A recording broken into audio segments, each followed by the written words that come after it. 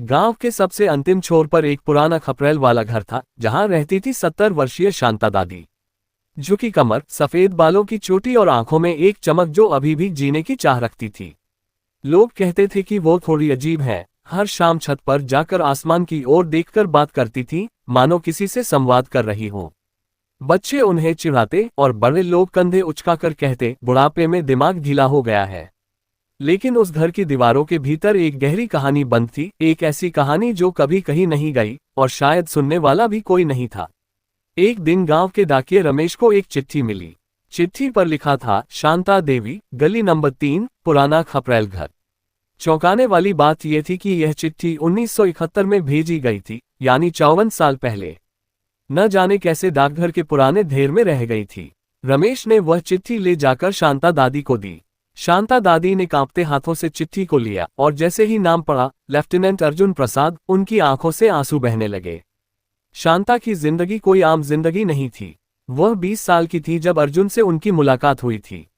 अर्जुन गांव के जमींदार के बेटे थे और सेना में अफसर। उन दोनों के बीच प्रेम हो गया, पर जात पात और समाज की दीवारें ऊंची थीं। शांता को पढ़ाई का बड़ा शौक था और अर्जुन ने ही उनका हौसला बढ़ाया था। वे अक्सर मिलते थे गांव की नदी के पास। वहीं उन्होंने वादा किया था, जब युद्ध से लौटूंगा सबसे पहले तुझसे ब्याह करूंगा।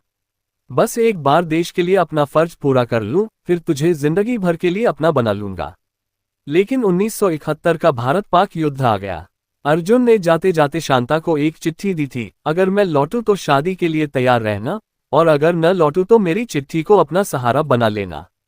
मैं तुझे कभी अकेला नहीं छोड़ूंगा, चाहे जिंदा रहूं या नहीं। और उसके बाद अर्जुन कभी लौटे नहीं। कोई सूचना नहीं, कोई शव नहीं, कोई खबर नहीं। बस एक अधूरी चिट्ठी जो अब 54 साल बाद उनके हाथ में थी। शांता ने कांपते हाथों से चिट्ठी खोली।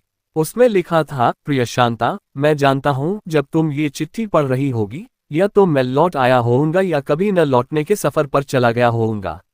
लेकिन तुम जान लो, मेरा प्रेम कभी युद्ध में हार नहीं सकता।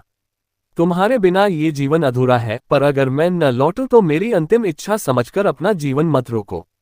अपने सपनों को पूरा करो, पढ़ाई करो, बच्चों को सिखाओ और उस दुनिया को बताओ कि प्रेम कभी हारता नहीं। तुम्हारा अर्जुन। ये पढ़कर शांता कई मिनट तक चुप बैठी रहीं। उनकी आंखों से बहते आंसू किसी तूफान की तरह थे, लेकिन वह तूफान एक नई सुबह की तैयारी में था। अर्जुन की मृत्यु की कोई पुष्टि कभी नहीं हुई थी, इसलिए शांता ने न किसी और से विवाह किया, न घर छोड़ा।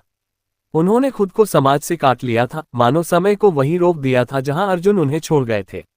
लेकिन अब जब अर्जुन की चिट्ठी उनके हाथ में थी, जैसे समय फिर से चलने लगा। अर्जुन ने कहा था, अपने सपनों को पूरा करो। शांता ने उसी शाम अपनी पुरानी संदूक खोली। उसमें कई किताबें थीं, हिंदी, अंग्रेजी, गणित, जो अर्जुन ने उन्हें गिफ्ट की थीं। अगले दिन वह गांव के प्रधान के पास गई और कहा, मैं बच्चों को पढ़ाना चाहती हूँ, बिना पैसे के, बस एक कोना दे दीजिए। गांव वाले चौंके, पर कुछ ही दिनों में शांता दादी का नाम बच्चों में शिक्षा वाली दादी के रूप में प्रसिद्ध हो गया।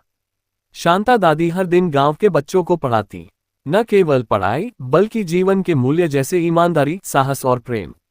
वह कहती, युद्ध में सबसे बड़ी जीत प्रेम की होती है और शिक्षा उसका सबसे बड़ा हथियार है। धीरे धीरे उनके पास शहर से भी लोग आने लगे। पत्रकारों ने उनकी कहानी छापी। उन्होंने अपने जीवन के बाकी वर्ष शिक्षा को समर्पित कर दिए। अर्जुन की चिट्ठी अब उनके कमरे की दीवार पर टंगी रहती थी, एक प्रतीक बनकर। एक सुबह शांता दादी अपने कमरे में शांत पड़ी थी। उनकी आंखें बंद थीं, चेहरे पर मुस्कान थी। पास ही वह चिट्ठी रखी थी। उनके पास एक नोट मिला। उन्होंने खुद लिखा था, अब मैं अर्जुन से मिलने जा रही हूं, लेकिन इस बार खाली हाथ नहीं। मैं तुम्हारा वादा पूरा कर चुकी अर्जुन, मैंने प्रेम को हारने नहीं दिया। गांव वालों ने उनकी समाधि वहीं बनाई जहां उन्होंने बच्चों को पढ़ाया था। उस पर लिखा था, जहां प्रेम अधूरा था, वहां शिक्षा ने उसे पूरा किया। शांता की कहानी हमें ये सिखाती है कि जीवन में कितनी भी बाधाएं आए, अगर हमारे भीतर प्रेम और संकल्प की आग जलती रहे तो कोई चिट्ठी अधूरी नहीं रहती। प्रेम को केवल साथ जीने से नहीं, बल्कि एक दूसरे के सपनों को जीने से अमर किया जा सकता है। अगर आपको ये कहानी अच्छा लगा हो तो लाइक और सब्सक्राइब करें और अपने दोस्तों को शेयर करते हुए एक अच्छा सा कमेंट भी जरूर करें।